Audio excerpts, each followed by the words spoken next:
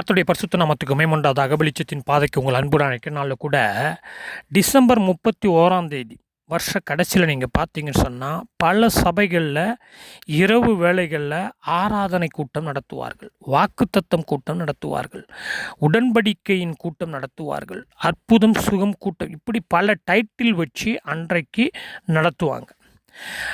ஞாயிற்றுக்கிழமைகளும் சரி, நம்ம ஆராதனைக்கு வரும்போது, இல்லை ஒரு ஸ்பெஷல் மீட்டிங்க்கு வரும்போதோ, இல்லை ஸ்பெஷல் கூடுகை என்று நம்ம வரும்போதோ, விசுவாசிகளாகிய நாமும் சரி, போதகர்களாகிய பலரும் சரி, தேவனுக்கு முன்பாக ஒரு உடன்படிக்கை நாம் செய்வோம். ஆண்டவரே, நான் இப்படிப்பட்டவன், ஆண்டவரே, நான் இப்படி தவறினேன், ஆண்டவரே, நான் இப்படி தவறாய் பார்த்தேன், ஆண்டவரே, நான் இப்படி தவறாய் செய்தேன், ஆண்டவரே, நான் இப்படி தவறாய் பேசினேன், ஆண்டவரே, தவறாய் நான் இப்படி நடந்தேன். இப்படி பல காரியங்களை நாம் தேவனுக்கு முன்பாக பந்தி என்று வரும்பொழுதும், வாரம் பந்தி, மாதம் பந்தி, வாரத்துக்கு 2 முறை பந்தி, இப்படி இருக்குது ஃப்ரான்ஸில்.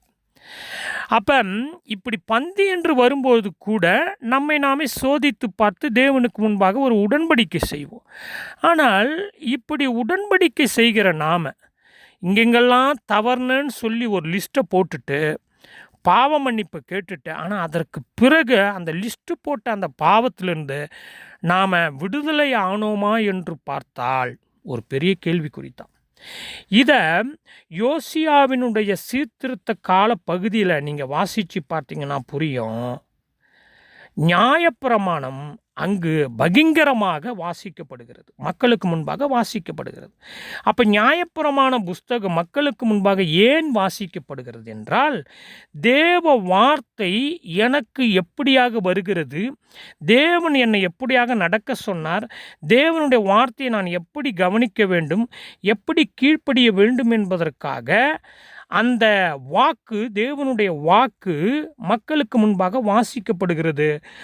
மக்களும் ஒரு பெரிய மாற்றத்தை கொண்டு வருவதற்காக, நடத்தையில் செயலில் ஒரு மாற்றத்தை கொண்டு வருவதற்காக அங்கே என்ன செய்கிறாங்கன்னா, மக்களும் ஒரு உடன்படிக்கை செய்கிறாங்க.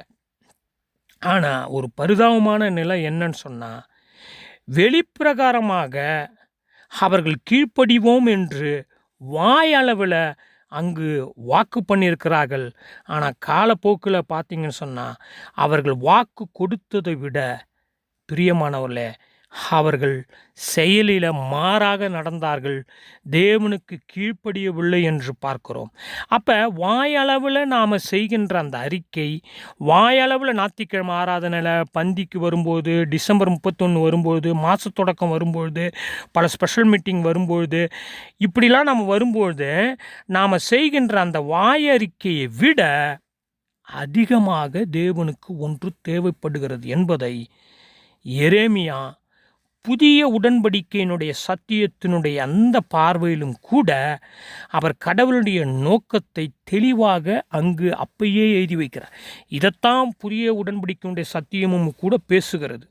அப்போ எரேமியா எப்படி சொல்கிறாருன்னா, எரேமியா 31 முழுதுமாக வாசித்து பாருங்கள்.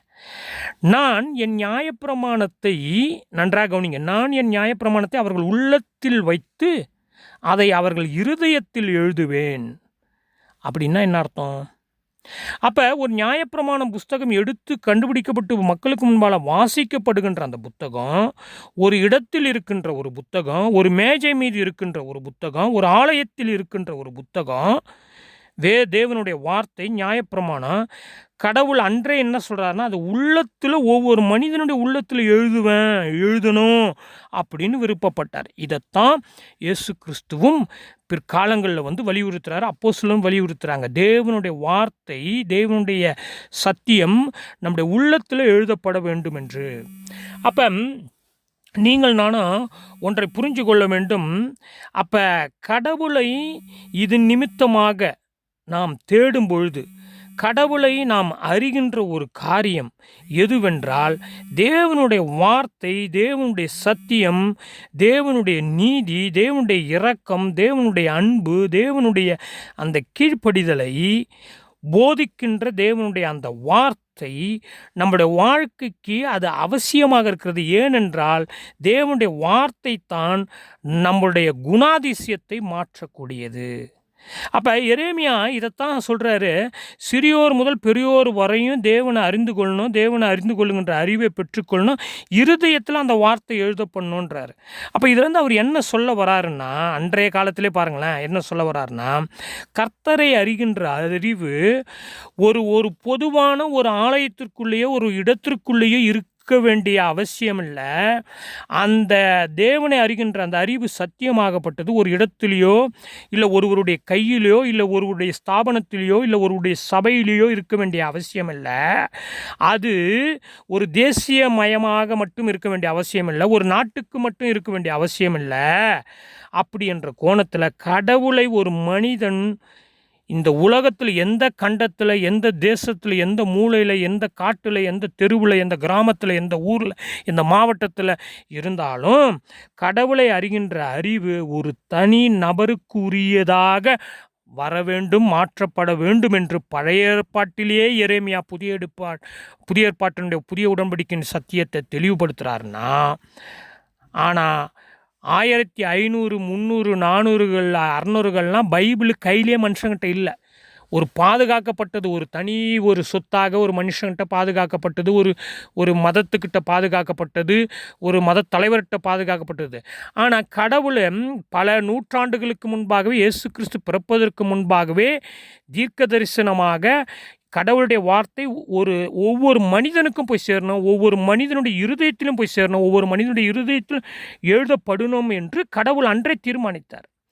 அதனால தான் இயேசு கிறிஸ்து சமத்துவத்தை கொண்டு வந்தார், தனி மனிதனுடைய நற்செய்தி பயணத்தை கொண்டு வந்தார், தனி மனிதனை சந்திக்கின்ற காரியத்தை கொண்டு வந்தார், தனி மனிதன்கிட்ட பேசுகிறத கொண்டு வந்தார், தனி மனிதனுக்கும் தன்னை வெளிப்படுத்த அவர் முற்பட்டார் என்று புதிய ஏற்பாட்டில் நாம் பார்க்கிறோம். எனவே கடவுளை அறிகின்ற அறிவு என்பது பிரியமானவர்களே, அவருடைய உண்மையை, அவருடைய அன்பை, அவருடைய நீதியை, அவருடைய நியாயத்தில் அறிந்து அதில் நிலைத்திருந்து அவரை மகிழ்ச்சி செய்யும்போது, அவரை மகிழ வைக்கும்போது தேவனை அறிகின்ற அறிவு. இன்னொரு அறிகின்ற அறிவையும் எரேமியா அங்கு சுட்டி காண்பிக்கிறாரு. தேவையில் உள்ள, வறுமையில் உள்ள, உரிமை பறிக்கப்பட்டு, உரிமை கொல்லப்பட்டு மனிதன் அங்கு கஷ்டப்படும் போது, பாதுகாப்பின்றி இருக்கும்போது, நீதி புரட்டப்படும் போது, நியாயம் புரட்டப்படும் போது, அவனுக்கு கிடைக்க வேண்டிய நேர்மையான நீதியான காரியம் கிடைக்காமல் இருக்கும்போது அதை நீ சரி செய்கின்ற காரியமும் கடவுளை அறிகின்ற அறிவு என்பதை எரேமியா பதிவு செய்கிறார். புரிகிறதா சத்தியம்? எனவே பிரியமானவர், கடவுளை அறிகின்ற அறிவு என்பது மனிதன் சார்ந்தது, மனிதன் நேசிப்பு சார்ந்தது, மனிதன் சமத்துவம் சார்ந்தது, மனிதனுக்கு எந்தவித ஏற்றத்தாழ்வும் இல்லாமல் சார்ந்தது, மனிதன் சார்ந்தது கடவுளை அறிகின்ற அறிவும் கூட என்று இணைத்து பேசுகிறார். இன்னொரு இடத்துல பார்க்கணும், நீ கேதுரு மர மாளிகையில் நீ உலாகிற பண்ண நீ ராஜாவாக இருப்பாயோ அப்படின்னு சொல்கிறார். உன்னுடைய தகப்பன் இப்படி நீதி நியாயத்தெல்லாம் செஞ்சார் இல்லை. அப்போ சிறுமையில் எளிமையில் உள்ள மனுஷங்கிட்ட நியாயத்தை விசாரித்து அவனும் சுகமாய் வாழ வேண்டும் என்று நீ செய்கின்ற செயல் என்னை அறிகின்ற அறிவு என்று கர்த்தர் சொல்லுகிறார். எரேமியா 22, 15, 16 வாசித்து பாருங்கள். அப்போ சிறுமைப்பட்டவன், எளிமைப்பட்டவன் நியாயம் புரட்டப்படும் போது, அவன் அநீதி நினைக்கும்போது அவனும் அது நீங்கி, அதாவது அவனுக்கு அநீதி நீங்கி, அவனுடைய உரிமை நசுக்கப்படுவது நீங்கி, அவனும் சமூகத்தில் மனிதனாக அவன் மகிழ்ச்சியாக வாழ வேண்டும், என்னை அறிந்து கொள்ள வேண்டும் என்று நீ செய்கின்ற செயலும் கூட என்னை அறிகின்ற அறிவு அப்படின்னு சொல்கிறார் கடவுள். எனவே பிரியமானவள, கடவுளை அறிகின்ற அறிவை குறித்து ஒரு நாட்களில் நாம் தொடர்ச்சியாக பார்க்க போகிறோம். இன்னும் அநேக காரியங்களை நான் பதிவு செய்திருக்கிறேன். கடவுளை அறிகின்ற அறிவு என்ன? ஏன்னா எழுத்தளவில் மட்டுமே கடவுளை அறிகின்ற அறிவு இன்று பெருகிவிட்டது.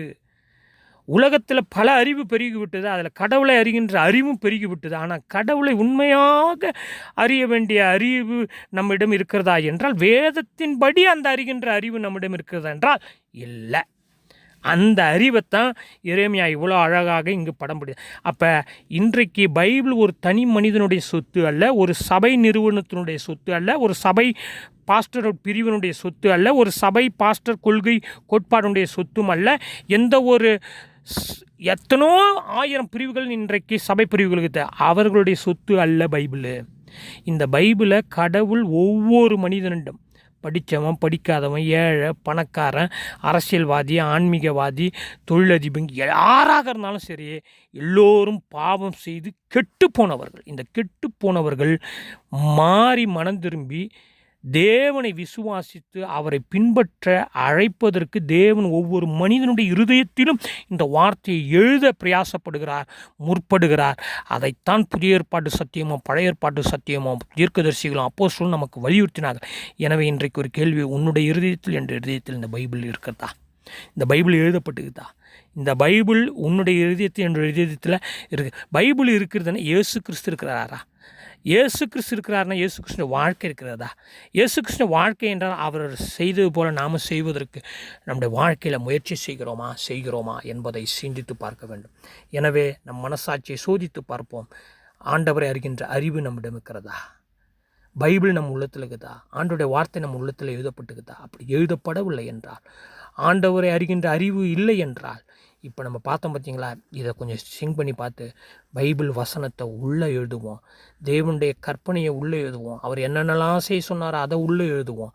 அதை நம்முடைய வாழ்க்கையில் ரிஃப்ளெக்ட் செய்வோம், அதை பிரதிபலிப்போம். கர்த்தர் கிருபை செய்வாராக. ஜெபம் செய்வோம். எங்களை அதிகமாக நேசிக்கிற பரலோக பிதாவே, ஆண்டவரே, உங்களுடைய வார்த்தை என் இருதயத்தில் எழுத பண்ணணும், என்னுடைய எண்ணத்தில் எழுத பண்ணணும், என்னுடைய சிந்தனையில் எழுத பண்ணணும்.